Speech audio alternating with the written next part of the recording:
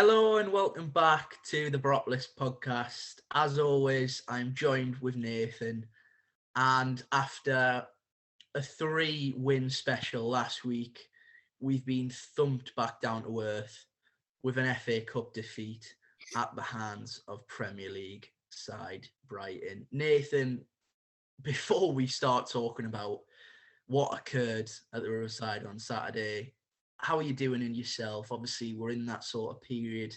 Everyone's going back to work. Uni is sort of back on the mind of you, especially.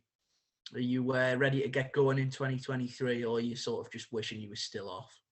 Yeah, I mean, a bit of both, really. Wishing I was still off, but trying to put my mind back on the rails again and getting focused again for the year ahead.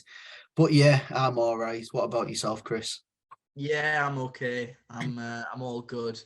Plodding along, making sure I keep my eye on what's happening in the transfer window. And without even trying, that is a brilliant segue. And that wasn't planned at all. Transfer news anyway. It is January, of course. Everyone knows that Boropolis love a transfer window. And we were treated to some quite exciting incoming transfer news last week, all confirmed and done now. Of course, he made his debut against Brighton. Cameron Archer's in the building. Last podcast, we hadn't even mentioned him. It hadn't even really been spoken about. And then within about 3 days, he was holding up a Middlesbrough shirt and showing us his celebration. Nathan, I mean, it's a great start of the window, isn't it? Yeah, it is. And it's exactly how you want your club to do the business, which is behind closed doors, get it done. And the first time you hear of it, he's pretty much on his way up to Middlesbrough to get everything signed, sealed, and delivered. Yeah, we look like we've brought in a player that is hungry to prove what he can do in the Championship once again. Of course, everyone will have heard of him last season for his business at Preston, where he scored 7 goals in 20 appearances. I've tried not to get too excited with this one because we had this sort of transfer last season with Flo Balogun coming to Middlesbrough. A lot of build up by mainstream media that Flo Balogun was making a move down to the Championship. He was going to show everyone what he can do, hit the ground running, and prove that he can pretty much break into Arsenal's team straight away. And that wasn't the case. There's kind of been that sort of feel around this move with Archer coming into Middlesbrough. Of course, this time he's from Aston Villa, coming down to the Championship. But what has sort of got me feeling a little bit better is he's been in the Championship before. He's came in to a side mid-season in the Championship before, and he hit the ground running really well last season for Preston. So let's hope he can do the same for Middlesbrough and keep us up there at the top of the Championship. Yeah, I mean, just touching on Flo Balogun there, and I don't want to sort of do a rewind back a year, but it still baffles me after those goals in quite a short space of time. I seem to remember Peterborough scored and Birmingham as well, wasn't it? Yeah. And I scored for England around that time as well, and then subsequently was dropped and never really featured again from the start. I mean, obviously when you've got players of the caliber of Aaron Connolly, it makes a little bit more sense. Who just has seemingly managed to fall on his feet again, and he's in the Championship again with Hull, isn't he? Back on loan, and I mean, when the inevitable comes in a few weeks or months, whenever the whole game is, I'll probably be in tears on the podcast. So you've got that to look forward to. Yeah, as you say about Archer, I think it does obviously have shades of the Balogun signing, but as you mentioned, I feel a lot more comfortable and a lot more excited actually because of the fact that we've seen what he can do in this league. An interesting point that you make as well is the fact that he's come into a team mid-term. It wasn't a sort of coming in the summer for Preston and then gradually finding his feet. He sort of come in and made an immediate impact, and obviously we'll be hoping that he can do that for us. And a great celebration actually as well, obviously with the name Archer. He likes to give it one of them and pull the ball out. So yeah, I'm all for that, a little bit of differentiation on the celebrations. Obviously, we've spoken about knee slides previously on this podcast, and I mean, if you pardon the pun, it can add a string to our bow in terms of our celebrations. Also on the transfer front, Nathan, we've had a bit of outgoing news, and thank goodness that you reminded me of this. Massimo Luongo has departed. I think his deal was pretty much already done at the end of January anyway, but his deal was cancelled early so that he could head off to Ipswich.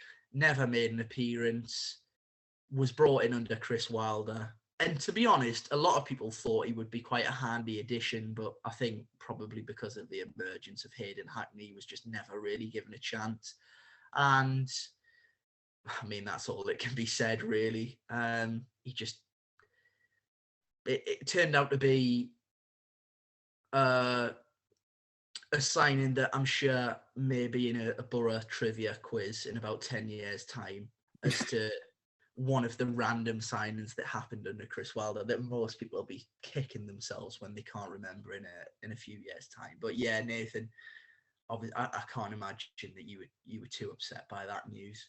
No, I wasn't upset by it, but I just kind of think that people will look back on it as a nothing signing. But I think at the time we were sort of crying out for a body in midfield. We got one in on a free transfer, and unfortunately for Luongo, he wasn't needed. So best of luck to him at Ipswich. It looks like that they're firing themselves back into the Championship after a few years down in League One. So hopefully he goes there and gets a bit more game time and does really well for them.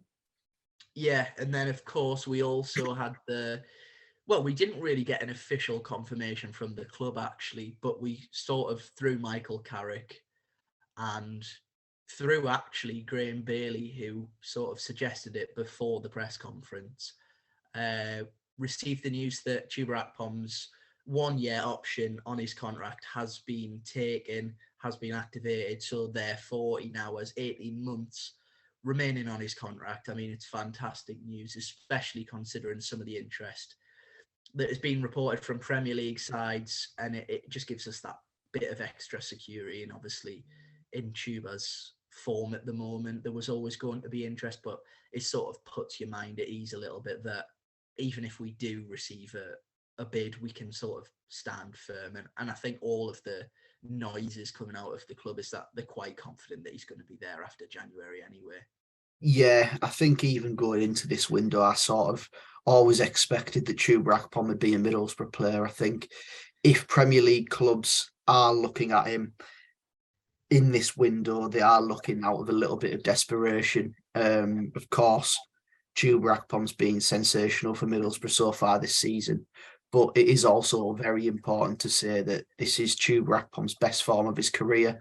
He's in a very, very hot patch of form so far for Middlesbrough this season. So I think the clubs looking at him in the Premier League would certainly be taking a risk there. But glad that we've got Chuba for 18 months more at least. I think that in time the club will be discussing with Chuba over an actual extension.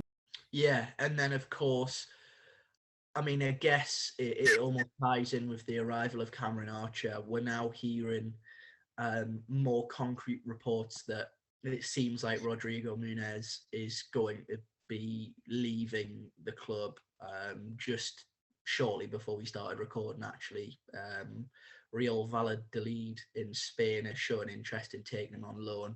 And I think as soon as the Archer arrival was confirmed or even just talked about, really, everyone sort of thought the writing was on the wall a little bit for Muniz.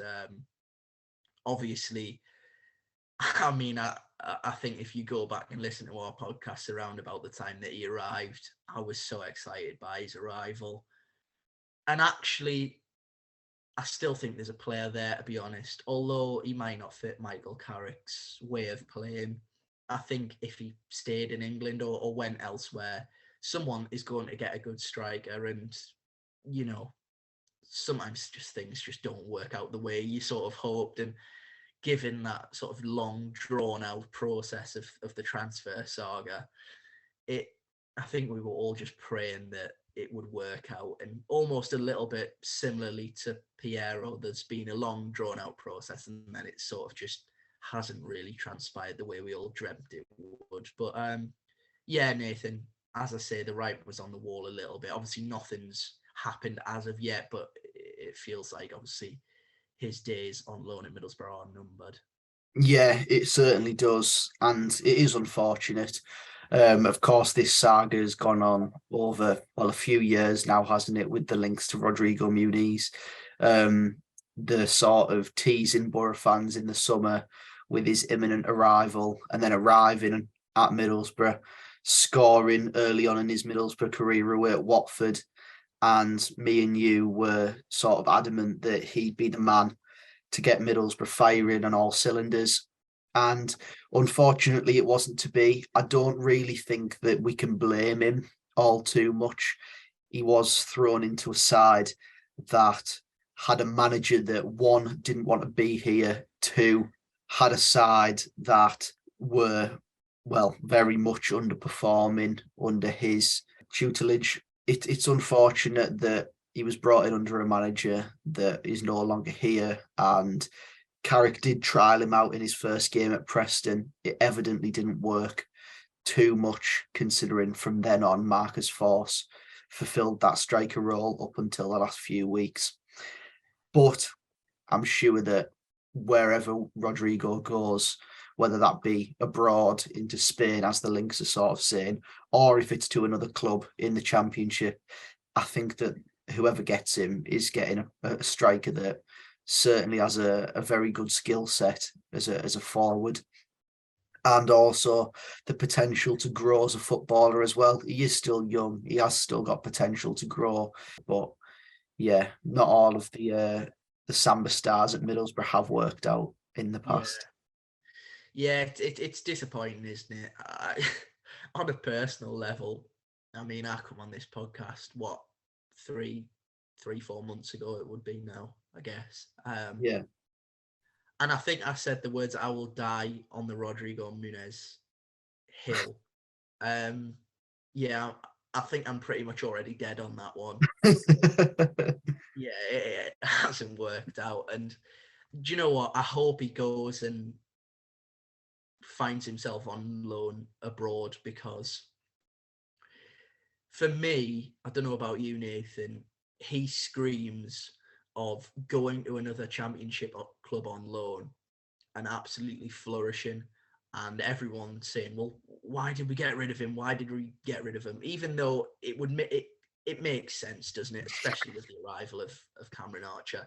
I think clubs wise, he absolutely reeks of a Watford on loan. Yeah.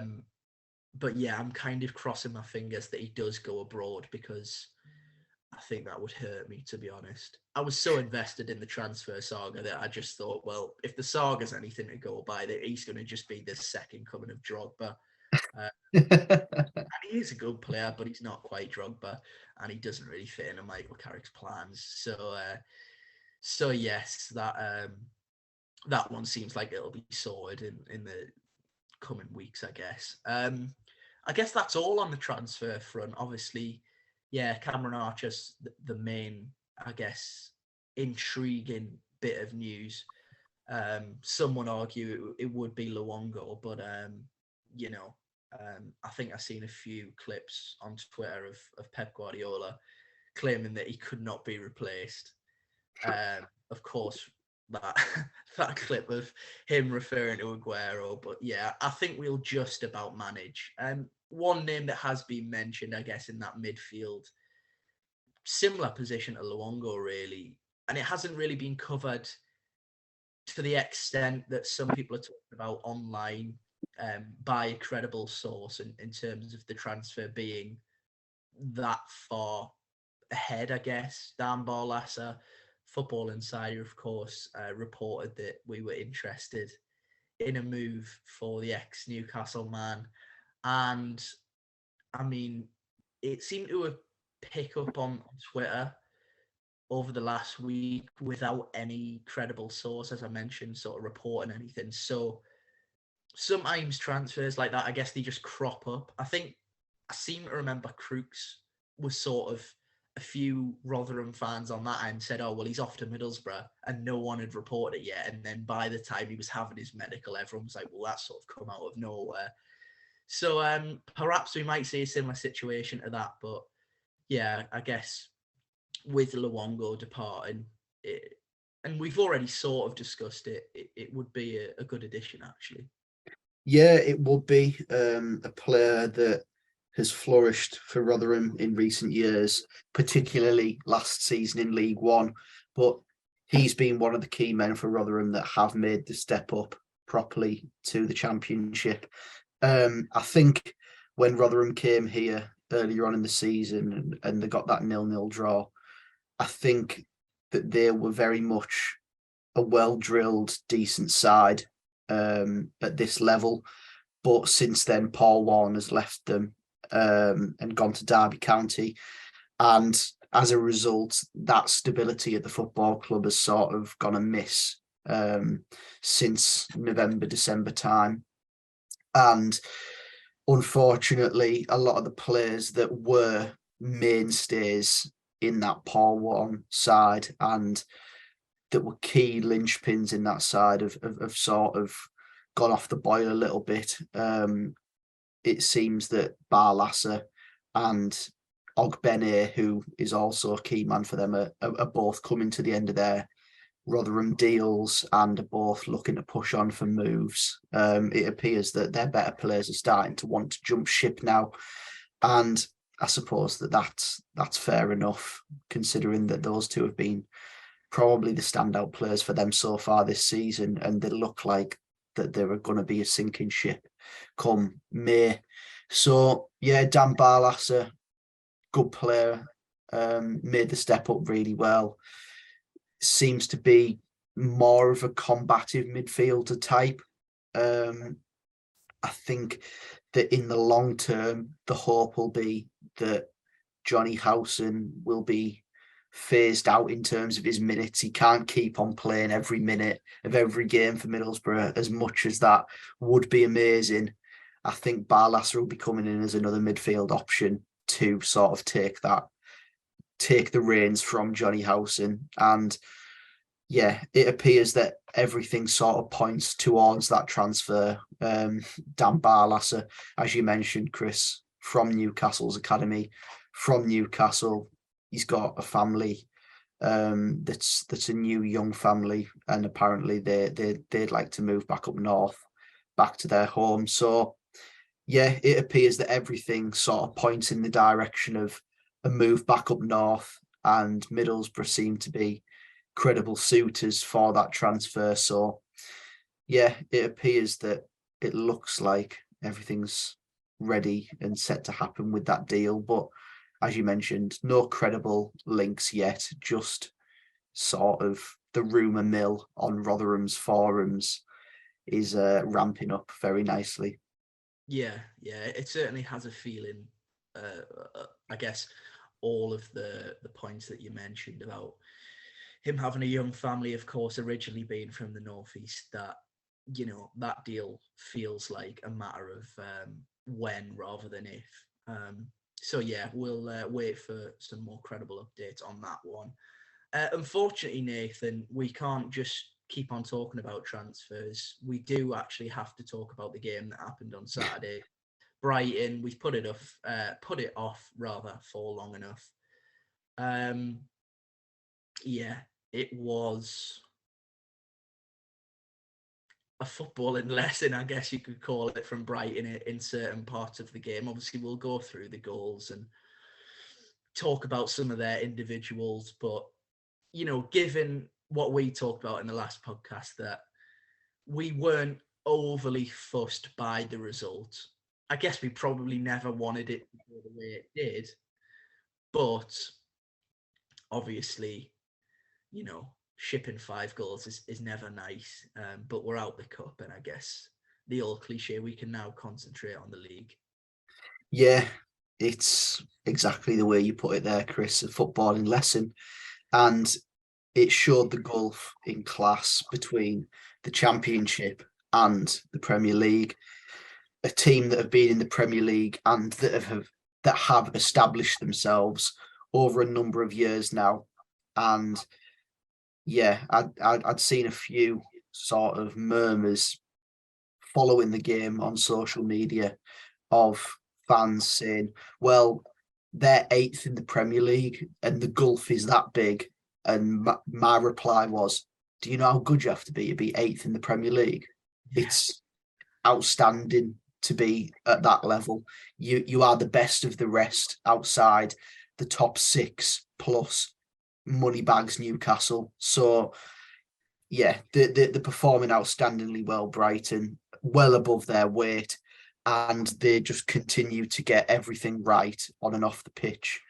Yeah, going into the game, one change for Borough for this one. Darragh Lenihan out of the side with injury. Fans before the game had spotted Darragh with a moon boot on his foot, which initially doesn't look like the best news in the world. But Michael Carrick did say post-match that it was as a precaution. Darragh Lenihan had spoken to a few fans and said, yeah, it's just as a precaution. I'll hopefully be okay for next week, which is good news that it doesn't appear to be long-term. That's the best news that we could hope for, that if we are dealt with injury blows, that they are short-term injuries. And of course, Darragh Lenihan was replaced in the starting 11 with Paddy McNair taking up a centre-half role. We had seen him play at centre-half for Chris Wilder's side, but in a back three. This time he was in a back four. And yeah, it wasn't the best afternoon for Paddy McNair and the rest of the Middlesbrough side, as Brighton started very quickly and very fluently, didn't they? Zipping the ball about on one touch, moving in tandem, a well-oiled machine, certainly. And within the first 5 minutes, I turned to my granddad and said, we'll be lucky if we don't ship minimum 3 here. Just by the way that they were passing the ball, I could tell that our side would be chasing shadows all day. And within 8 minutes, Borough were 1-0 down. Brighton down the left, playing some neat stuff. In this case, it is a bit fortunate. A ball down the line from Purvis Estupiñán takes a slight nick. I can't remember who off, but falls into Evan Ferguson. And all of a sudden, Ferguson plays a ball into the Middlesbrough box. Solly March is pretty much in acres of space, got the full Riverside to do whatever he liked, really. Penetrative run through the middle of the park, fires a shot at Stefan. Stefan makes a really, really good save in the first instance. Borough have a few players that retreat to the line, and Pascal Gross buries the rebound. Brighton 1-0 up. And I really did start to panic. I really did think that this could be a long afternoon and Borough could be in for a chasing. But we did bounce back quite quickly, didn't we, Chris, with that man again? Yeah, that man again, that metaphorical train that we all love. And it's just the sort of goal and assist that you almost expect to see every Saturday now. It's actually a really good move and a good counter-attack, and it ends up being that sort of typical phase of play where it's worked out wide to Ryan Giles. He manages to deliver quality as he always does, and Chuba rises above Colwell, I think it is, directs his header towards the bottom corner. And actually, upon reflection, I think Chuba can rightfully claim it, but I'm not too sure whether it's an own goal from Jason Steele, because I think he initially makes the save onto the post and then sort of just fumbles the rebound into the back of the net whilst trying to cling onto the ball. I mean, one thing's for certain, if this podcast had started when we were probably, about 10 years younger actually now, I think Jason Steele would have got the Joe Lumley treatment from me and you, would be honest, because, I mean, I know it's never nice to talk about academy graduates like it, but I never really was a huge fan of Jason Steele, and he almost I mean, did us a favour with that. It's a great header from Tuba, but yeah, I think if it's perhaps Sanchez, Brighton's usual goalkeeper, I think he makes the save, to be honest. But nevertheless, Tuba wheels away, and the Tuba train has an FA Cup stop to add to its many other stops this season. And at that point, actually, it was a great time to score. And I think just after that, Riley McGree has a chance, which, in fairness to Jason Steele, he makes a good save from. Another good counter-attack, and unlucky from Riley McGree, pretty much does everything right. It's a powerful strike, and as I say, Steele makes the save. And at that point in the game, you almost felt like the tide was sort of starting to go the other way a little bit, but Brighton almost managed to weather that quite quickly, and then of course were punished. And yeah, Adam Lallana, who actually, I must say, put on one of the best individual performances I've ever seen from an opposition player whilst at Liverpool at the Riverside. I don't know if you remember that. Yeah, I do. Era. Yeah, he was back, and he was involved in that second goal for Brighton, wasn't he? Yeah, he was. I remember that performance at the Riverside for Liverpool a few years ago. In Jurgen Klopp's side, it was the early era of Klopp at Liverpool. And yeah, we got a chase in that day. I think we got done 3-0. And James Milner was probably the first player I've ever seen pocket Adama Traore.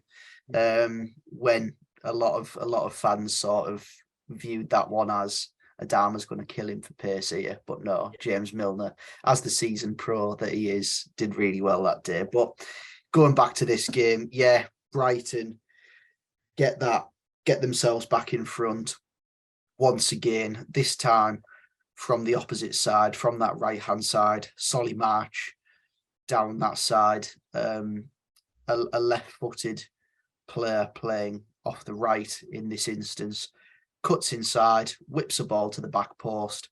Kaoru Mitoma, who was a nuisance in that first half and a nuisance until he got substituted in the second half, does really, really well. I think this is initially a shot, and I think it is going in as well. Yeah. Does really well, comes around the back post, kicks the ball into the ground on the volley, and it loops over Zach Steffen towards the back post, and two Brighton players are flying in at the back post anyway. I mean, I've said flying in there. It was probably not flying. It was probably walking in at the back post. Yeah. Adam Lallana nods that one in at the back post, and Borough go into the break 2-1 behind. And I think that goal may have sapped a little bit of the life out of Borough. I think, as you were saying there, after our equaliser in the first half, we did have a few more instances where we were doing quite well on the break, breaking in numbers.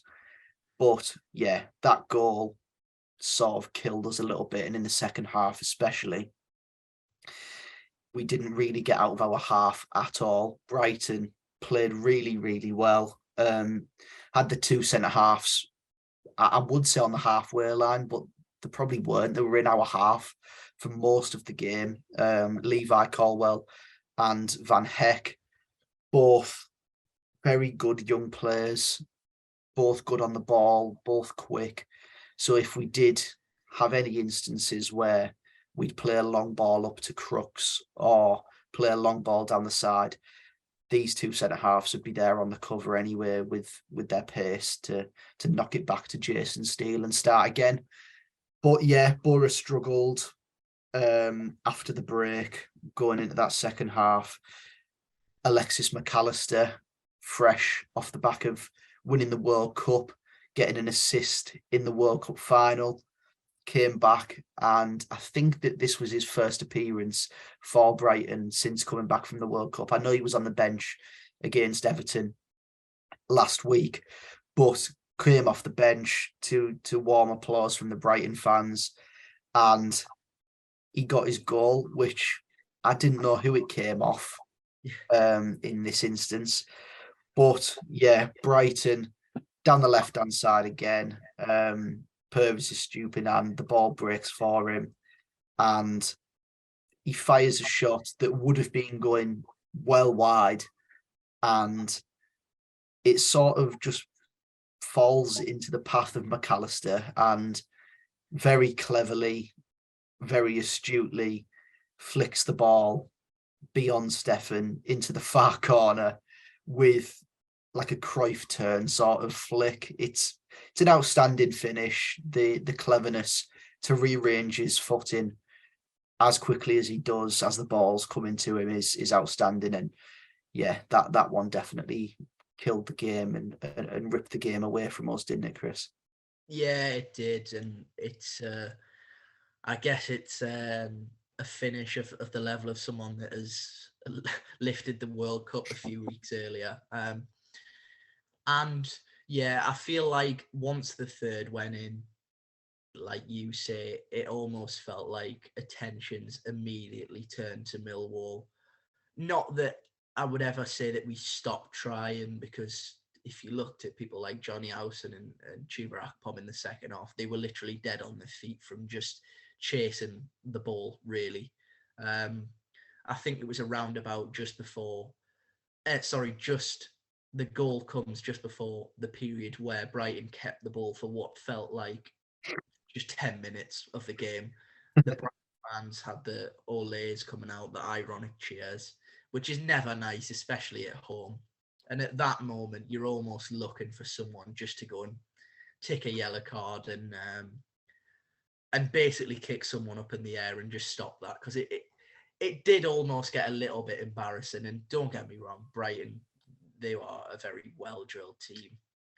The way that they rotate the ball, and I mean, almost it had that feeling of a training session, didn't it? It was like they were working on phases of play and just sort of keeping the ball, turning out one way, going at our fullbacks and our midfield a different way, and then just, yeah, getting... And I think at this point in the game, not that I become annoyed, because I think the players and most of the supporters sort of accepted that, you know, Brighton had shown exactly what they were about. And obviously we have ambitions to go and achieve things in the playoffs, but it almost felt like at that stage of the game, it was just, in kids football, the referee would have just blown his whistle and said, right, we're just going to stop it here. We don't want to embarrass them too much. And it did honestly feel like that, which, yeah, as I say, it's a little bit embarrassing, considering, not for 1 minute am I underestimating, as you said earlier, Brighton being that high up in the Premier League, but, you know, it's not a Chelsea or a Man United or a Tottenham or a Liverpool. It still is Brighton, I guess. And that, you know, the pride takes a little bit of a dent, doesn't it? And I'm not going to lie, I think that was what was winding me up after, because you saw all the comparisons on Twitter about however many years ago we were facing Brighton in a deciding game to decide who made the Premier League. And obviously on that day, we come out on top. But since then, I think it's fair to say that Brighton have kicked on and we've went the complete opposite way. And it was almost a little bit frustrating in hindsight that, obviously, I mean, we're not going to go into it, but so many incorrect decisions have been made by Middlesbrough Football Club and so many correct decisions have been made by Brighton. But yeah, there was 2 more goals. And in fact, ironically, undeserved.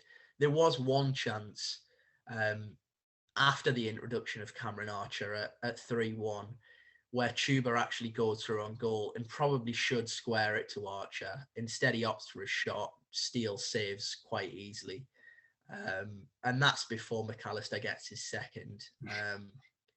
Yeah, Nathan, it's draining me even talking about these last 2 goals, because at that point, it really did have that training session feel for Brighton, didn't it? Yeah, it did. It's the old Simpsons meme. Stop. It's already dead.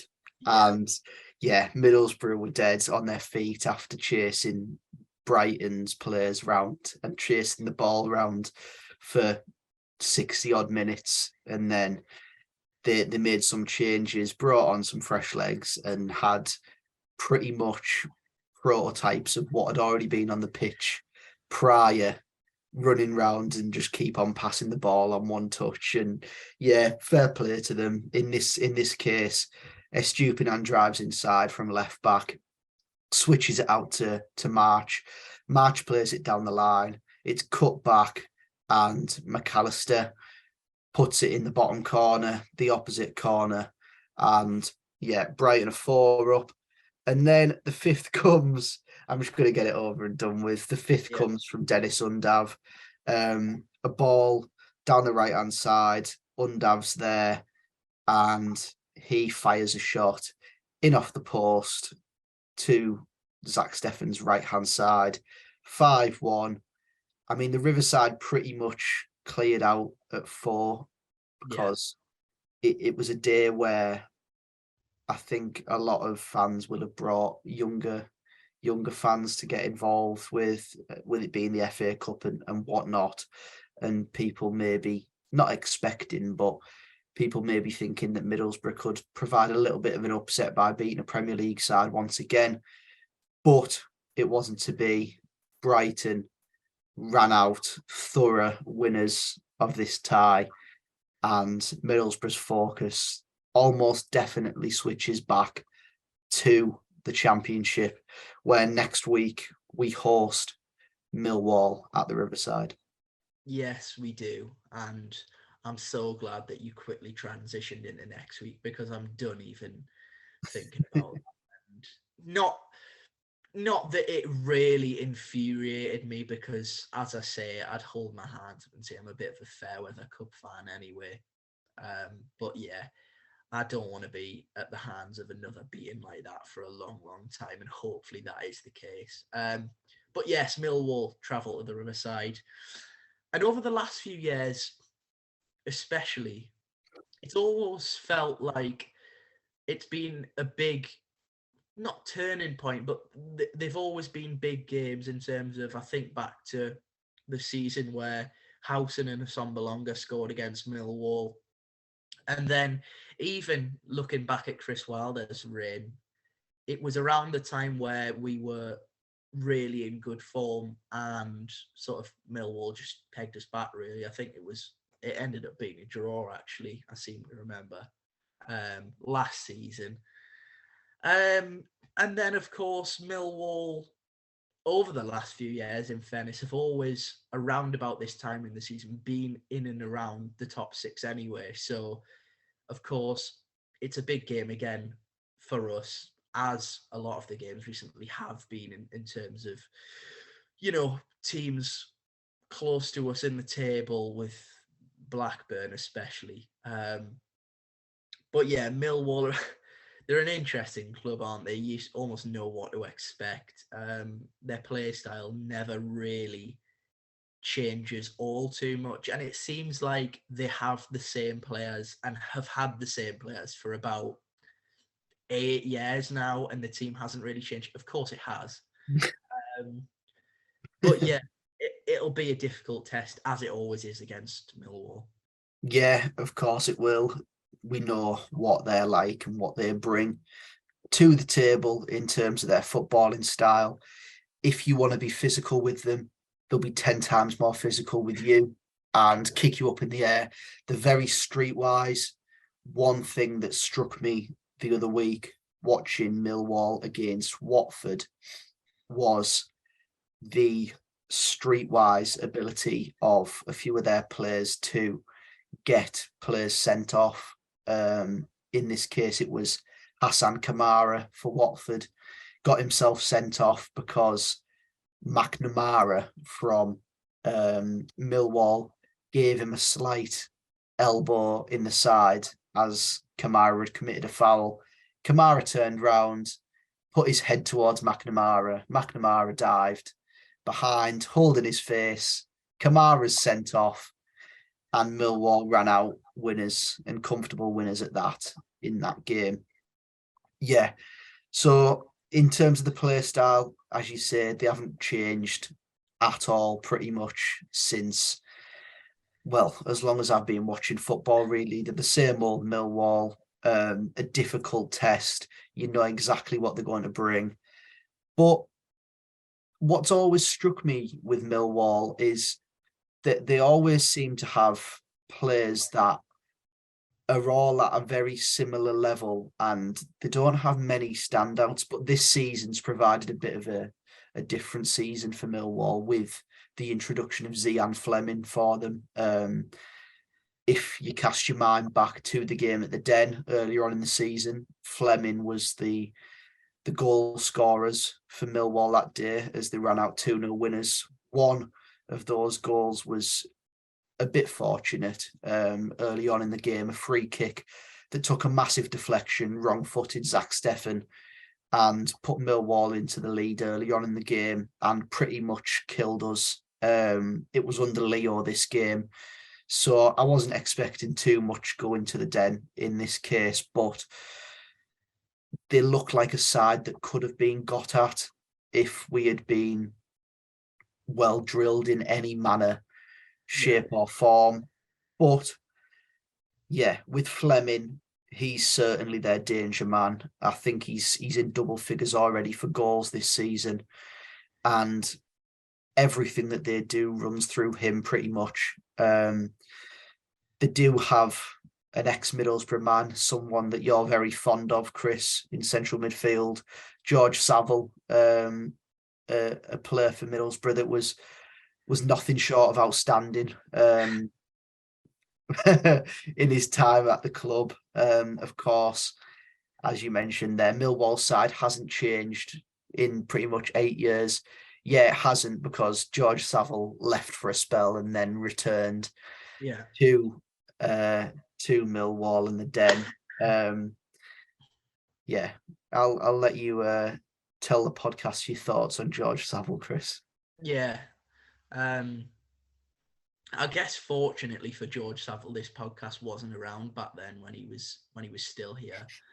I think it's fair to say if anyone has followed me on Twitter before this podcast even started, I was never George Saville's biggest fan. But yeah, Millwall, as you say, Fleming's the danger man. 10 goals already this season, 3 behind the main man in the Championship, who, of course, we already all know who that is.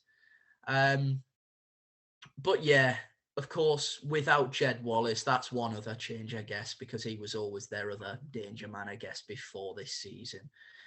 But yeah, Millwall, fans-wise, they normally actually bring an okay amount of fans, which is always nice because most in the Championship just refuse to bring any more than about 10 to the Riverside.